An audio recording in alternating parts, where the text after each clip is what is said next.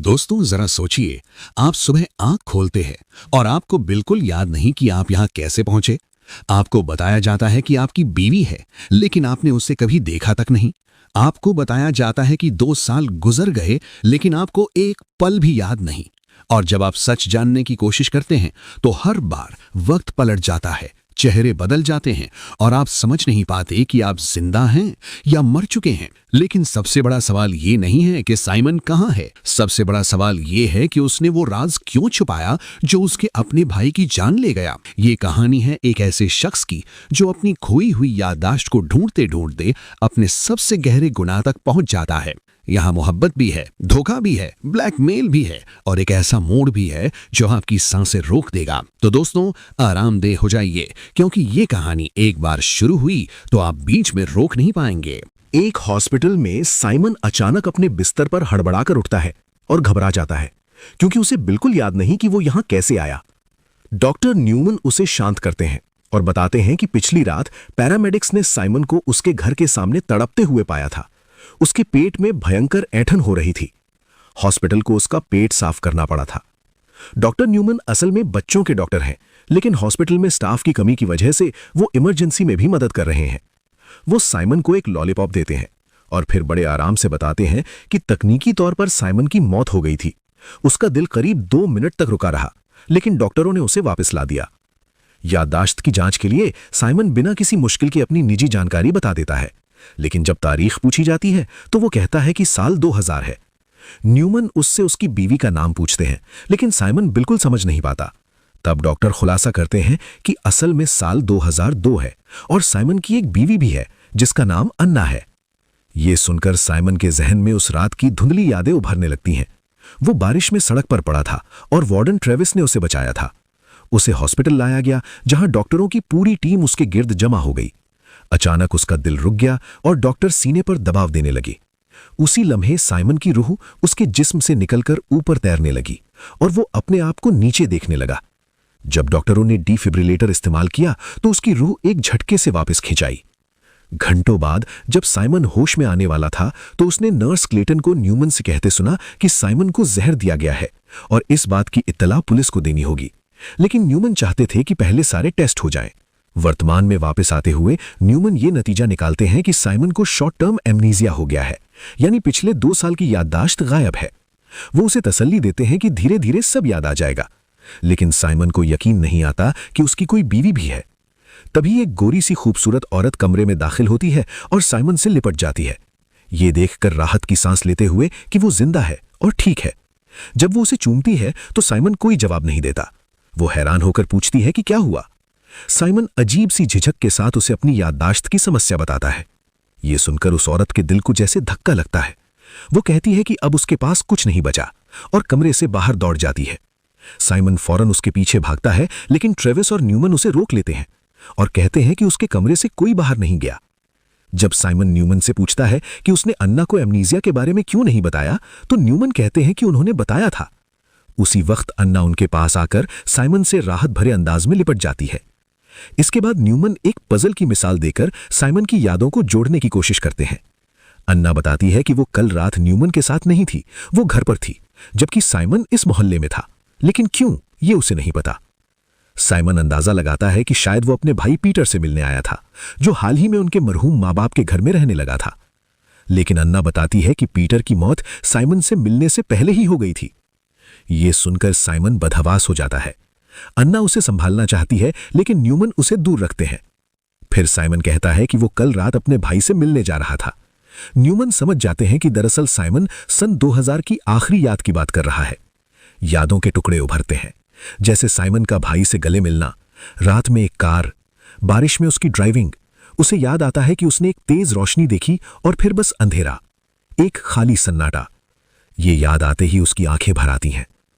अन्ना बताती है कि उससे मिलने से पहले साइमन एक कार हादसे में था, लेकिन उसे इसकी ज्यादा जानकारी नहीं। बस इतना पता था कि वो अपने भाई से मिलने गया था, जो थोड़ा अजीब था क्योंकि दोनों भाइयों में माँ बाप की जायदाद को लेकर झगड़े के बाद से बातचीत बंद थी। गलियारे से गुजरते हुए साइमन की नजर ट्रेविस पर पड़ती है, जो उसे आंख मारता है। अन्ना बात करती रहती है, बताती है कि उस कार हादसे के बाद साइमन को इसी हॉस्पिटल में लाया गया था।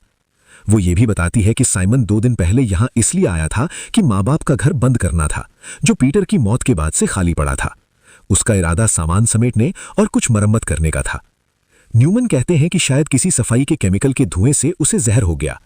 लेकिन तभी साइमन के जहन में सीढ़ियों और टूटे शीशे की एक धुंधली तस्वीर उभरती है। जब न्यूमन कमरे से चले जाते हैं तो अन्ना साइमन को थप्पड़ मारती है और कहती है कि वो नाटक करना बंद करे। साइमन को समझ नहीं आता कि वो क्या कह रही है। तब अन्ना खुलासा करती है कि साइमन ने अपने भाई को मारा था, और वो ये भी पूछती है कि क्या वो सच में इतनी कीमत के लायक है। उनकी बात अधूरी रह जाती है जब ट्रेविस कमरे में दाखिल होकर बताता है कि अगले टेस्ट का वक्त हो गया है। अन्ना इसी मौके का फायदा उठाकर वहां से चली जाती है। ट्रेविस जब साइमन को एमआरआई मशीन में लेटाता है तो वो उसे बताता है कि हॉस्पिटल में अफवाहें हैं कि किसी ने उसे जानबूझकर मारने की कोशिश की है। साइमन इस बात को हंसकर उड़ा देता है और केमिकल के धुएं वाली थ्योरी दोहराता है। ट्रेविस कहता है कि मौत तो सबको आती है, लेकिन असली रहस्य ये है कि क्यों और कैसे। फिर साइमन को मशीन के अंदर अकेला छोड़ दिया जाता है ताकि स्कैन शुरू हो सके। तभी एक अनजान शख्स कमरे में घुसता है और साइमन को इंजेक्शन लगा देता है। साइमन हिल भी नहीं सकता क्योंकि वो मशीन में बंधा हुआ है। वो चीख कर मदद मांगता है, लेकिन देखते ही देखते बेहोश हो जाता है। शाम को साइमन चीखते हुए बिस्तर पर उठता है। कमरे के बाकी मरीज उसे अजीब नजरों से देखते हैं और ट्रेविस उसे पागल कहकर मजाक उड़ाता है। डॉक्टर ट्रूमैन कमरे में आते हैं और उसे शांत करने की कोशिश करते हैं। जब वो पूछते हैं कि क्या हुआ, तो साइमन एमआरआई लैब में हुई पूरी घटना बताता है, लेकिन ट्रूमैन कहते हैं कि साइमन कल रात से इसी कमरे में भर्ती है। बुरी तरह उलझा हुआ साइमन अपनी बीवी और न्यूमैन के बारे में पूछता है। ट्रूमैन जवाब देते हैं कि न तो उसकी कोई बीवी है और न ही हॉस्पिटल में न्यूमैन नाम का कोई डॉक्टर है। वो ये भी बताते हैं कि कार हादसा कल रात हुआ था और साइमन तभी से बेहोश था। साइमन कमरे से भागकर एमआरआई लैब में पहुंचता है, जहां कुछ और डॉक्टर एक बुजुर्ग औरत का स्कैन कर रहे हैं। वो हॉस्पिटल में इधर उधर भागता रहता है, यहां तक कि ट्रूमैन उसे कैफेटेरिया में ढूंढ लेते हैं। साइमन पूछता है कि कौन सा साल है, तो ट्रूमैन जवाब देते हैं सन 2000। साइमन बदहवास हो जाता है और कसम खाता है कि वो पागल नहीं है। ट्रूमैन एक थ्योरी पेश करते हैं कि शायद बेहोशी की हालत में साइमन ने कुछ आवाजें सुनी और उसके दिमाग ने उन आवाजों से एक पूरी कहानी बुन ली। मिसाल के तौर पर ट्रेविट नाम से ट्रेविस आया होगा और ट्रूमैन से न्यूमैन बन गया होगा। उसी वक्त क्लेटन कमरे में आती है और साइमन उसे फौरन पहचान लेता है। वो उसे सन 2002 वाले हॉस्पिटल से जानता है। उसके पीछे एक और नर्स आती है जो और कोई नहीं बल्कि अन्ना है। साइमन उसे उसके नाम से पुकारता है और पूछता है कि क्या वो पिछले 24 घंटों से यहां थी, लेकिन अन्ना कहती है कि नहीं और साइमन को पहचानने से भी इनकार कर देती है। साइमन जोर देकर कहता है कि वो कल यहां था और ये कोई सपना नहीं था। वो अन्ना से गुजारिश करता है कि वो बस इतना कह दे कि वो उसे जानती है, लेकिन ट्रूमैन और क्लेटन उसे बिस्तर पर लिटा देते हैं और इंजेक्शन लगा देते हैं। साइमन चिल्लाता रहता है कि ये सब असली नहीं है, और तभी वो एमआरआई मशीन में वापस होता है। वही अनजान शख्स दोबारा उसके पास आता है और सिरिंज तैयार करता है, लेकिन इस बार साइमन पूरी ताकत से चीखता है और न्यूमैन व क्लेटन भागे चले आते हैं। वो अजनबी दरवाजे की ओट में छुप जाता है। साइमन न्यूमैन को उस अजनबी के बारे में बताता है, लेकिन डॉक्टर यकीन नहीं करते क्योंकि उसकी दवाई के हल्के नफ्सियाती असरात होने की बात जानी मानी है। क्लेटन उसे शांत करने के लिए और दवाई देती है और दोनों चले जाते हैं। साइमन मशीन में पैर मारता रहता है, यहां तक कि क्लेटन वापस आ जाती है। वो कहता है कि उसे बंद जगहों से डर लगता है, तो क्लेटन उसका एक हाथ खोलने पर राजी हो जाती है, बस उसे चुप करने के लिए। साइमन उसी एक हाथ से तुरंत खुद को पूरा आजाद कर लेता है और दरवाजे के पीछे देखने दौड़ता है, लेकिन वहां कोई नहीं होता। इसके बाद वो कमरे में वापस आता है और तसल्ली करता है कि वो अकेला है। वो न्यूमैन को बताता है कि किसी ने उसे मारने की कोशिश की, लेकिन न्यूमैन फिर दवाई के साइड इफेक्ट का हवाला देते हैं। साइमन को तसल्ली देने के लिए वो उसे सिक्योरिटी कैमरे की फुटेज दिखाते हैं, जिसमें साफ नजर आता है कि एमआरआई रूम में कोई और था ही नहीं। ट्रेविस की राय है कि वो अजनबी दरअसल साइमन की टूटी फूटी यादों का हिस्सा है। साइमन ट्रूमैन का नाम लेता है, तो न्यूमैन कहते हैं कि ये नाम जाना पहचाना लगता है। फिर साइमन ट्रेविट का नाम लेता है, तो ट्रेविस बताता है कि वो अभी तक हॉस्पिटल में है क्योंकि वो दिल के प्रत्यारोपण का इंतजार कर रहा है। जवाब की तलाश में बेताब साइमन दूसरे मरीजों के कमरों में दौड़ने लगता है। एक प्लास्टिक के पर्दे के पीछे उसे ट्रेविट सोता हुआ मिलता है। न्यूमैन भी वहां आ जाते हैं। ट्रेविट जागता है और सिगरेट मांगता है। साइमन उससे कहता है कि उन दोनों की बात 2 साल पहले हुई थी, ये सुनकर ट्रेविड को कुछ याद आता है और वो उसे वैको कहकर बुलाता है, ठीक वैसे ही जैसे पहले बुलाता था। साइमन न्यूमैन से कहता है कि यही तो सबूत है कि वो कुछ गढ़ नहीं रहा। फिर वो लिफ्ट में जाकर अपने कमरे की तरफ निकलता है। जैसे ही दरवाजे बंद होने वाले होते हैं, वही गोरी औरत दौड़कर लिफ्ट में आ जाती है। साइमन उसे दोबारा समझाता है कि उसे याद नहीं और थोड़ा वक्त मांगता है। वो कहती है कि वो इंतजार कर सकती है। फिर वो उसे कहती है कि वो उससे मोहब्बत करती है और उसे चूम लेती है। लेकिन तभी एक और शख्स लिफ्ट में आ जाता है और दोनों अलग हो जाते हैं। वो खामोशी में असहज खड़े रहते हैं, यहां तक कि वो शख्स निकल जाता है। साइमन उस औरत से पूछता है कि अगर वो शादीशुदा है तो उनका ये रिश्ता कैसे हो सकता है। वो जवाब देती है कि उसे कोई पछतावा नहीं। साइमन को एहसास होता है कि अन्ना को इस राब्ते के बारे में पता है। वो औरत बताती है कि साइमन अन्ना से मोहब्बत नहीं करता और उससे वादा करता है कि वो बाद में वापस आएगा। जब वो जाने लगती है तो साइमन उसका हाथ थाम लेता है और अचानक उसे याद आता है कि उसका नाम क्लेयर है। उसी लम्हे एक फ्लैशबैक शुरू होता है। साइमन अच्छे कपड़ों में एक घर में खड़ा है और क्लेयर से कह रहा है कि वो उससे मोहब्बत करता है। फिर कुछ अजीब सी धुंधली तस्वीरें उभरती हैं, कमरे के पौधे, और फिर क्लेयर दिखती है, कान के पीछे एक फूल लगाए। दोनों बात करते हैं कि जो वो कर रहे हैं वो सही है या गलत, और आखिरकार वो दोनों सोफे पर करीब आ जाते हैं, ये जाने बिना कि साइमन का भाई पीटर ये सब देख रहा है। उसी वक्त साइमन लिफ्ट में वापस आ जाता है और उसे एहसास होता है कि वो अभी एक फ्लैशबैक में था। वो क्लेयर को बताता है कि उसे अब याद आ गया है कि वो उससे मोहब्बत करता था। दोनों एक दूसरे से लिपट जाते हैं। क्लेयर सोचती है कि शायद वो दोनों पिछली गलतियों की सजा भुगत रहे हैं। फिर वो चली जाती है। साइमन उसके पीछे जाने की कोशिश करता है लेकिन वो गायब हो चुकी होती है। जब साइमन अपने कमरे में लौटता है तो वहां दूसरे मरीज फिर मौजूद हैं और ट्रेविड तस्दीक करता है कि साल 2000 है। फिर ट्रूमन साइमन को अपने दफ्तर में ले जाते हैं एक बुरी खबर सुनाने के लिए। पीटर भी उस हादसे में था लेकिन वो नहीं बचा। ये सुनते ही साइमन के जहन में एक याद कौंधती है, जब वो और पीटर किसी पहाड़ी के किनारे पर साथ खड़े थे। इसके बाद साइमन कमरे में वापस आता है और ट्रेविड बताता है कि कल उसका ऑपरेशन है, इसीलिए वो डरा हुआ है कि शायद बच ना पाए। साइमन उसे तसल्ली देता है कि उसने मुस्तकबिल देखा है और वो बिल्कुल ठीक रहेगा। उनकी ये फलसफियाना बातें उस वक्त रुक जाती हैं जब ट्रूमन आकर बताते हैं कि पीटर की मंगेतर साइमन से मिलने आई है। साइमन कैफेटेरिया जाता है और वहां अन्ना को देखकर चौंक जाता है, लेकिन अन्ना फौरन सफाई देती है कि वो बस ब्रेक पर है और उसे हादसे के बारे में कुछ सवाल पूछने हैं। तभी क्लेटन उसे वापस काम पर बुला लेती है। अन्ना के जाने के बाद क्लेयर कैफेटेरिया में आती है और बताती है कि वो पीटर की मंगेतर है। साइमन के पैरों तले जमीन खिसक जाती है। उसे यकीन नहीं आता कि क्लेयर अपने भाई के साथ ऐसा कर सकती है। क्लेयर कहती है कि काश वो वक्त में पीछे जा सकती और सब बदल सकती। उसी लम्हे साइमन को याद आता है जब वो पीटर से गले मिला था। जब वो आंखें खोलता है तो क्लेयर जा चुकी होती है और उसकी जगह अन्ना वापस आ गई होती है। अन्ना एक टेप रिकॉर्डर निकालती है और पीटर की मरने से पहले की आवाज चलाती है। रिकॉर्डिंग में पीटर कह रहा होता है, ये साइमन ने किया, साइमन ने मुझे मारा। साइमन बदहवास हो जाता है और इस बात को मानने से इनकार करता है। वो अन्ना को धक्का देता है और पूछता है कि वो ये क्या करने की कोशिश कर रही है। अन्ना साइमन के खानदानी पैसों की बात करने लगती है और एक यादों की चमक में खुलासा होता है कि साइमन ने उससे इसलिए शादी की क्योंकि वो उसे ब्लैकमेल कर रही थी। अन्ना फिर नरम पड़ जाती है और वादा करती है कि वो अब उससे अक्सर मिलेगी। जब अन्ना जाती है तो साइमन उसके पीछे जाता है, लेकिन दरवाजा पार करते ही वो अपने माँ बाप के घर की ड्राइववे पर आ जाता है। क्लेयर एक कार में जा रही होती है। साइमन उसे जाते देखता है और फिर घर के अंदर दाखिल होता है। वहां से दो आवाजें झगड़ने की आ रही हैं। वो आवाजों का पीछा करता है तो देखता है कि उसका पुराना रूप और पीटर आपस में लड़ रहे हैं। जब पीटर अपने भाई को घर से निकालने की कोशिश करता है तो पुराना साइमन जाने से इनकार कर देता है। दोनों में हाथापाई शुरू हो जाती है और इस धक्का मुक्की में पुराना साइमन पीटर को कांच की छत के आर पार धकेल देता है। मौजूदा साइमन ऊपर छत पर जाता है ताकि ठीक से देख सके। नीचे उसका पुराना रूप पीटर को बेहोश और कांच के टुकड़ों में लिपटा हुआ पाता है और उसे घसीटकर बाहर ले जाने लगता है। पीछे से फोन की घंटी बज रही होती है। साइमन देखता है कि उसके पुराने रूप ने पीटर को कार में डाला और चला गया। अचानक वो अनजान शख्स साइमन के पीछे से वार करने की कोशिश करता है। साइमन फौरन अपना बचाव करता है, लेकिन उसके दिमाग में यादों का तूफान उठता है। वो बेकाबू हो जाता है और उस शख्स को दूर रहने की चेतावनी देता है। किसी तरह वो उसका हथियार छीन लेता है और बार बार वार करने लगता है। यादों के टुकड़े उसके जहन में घूमते रहते हैं।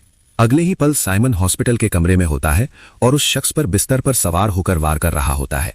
तभी क्लेटन कमरे में आती है और लाश की तरफ देखती है।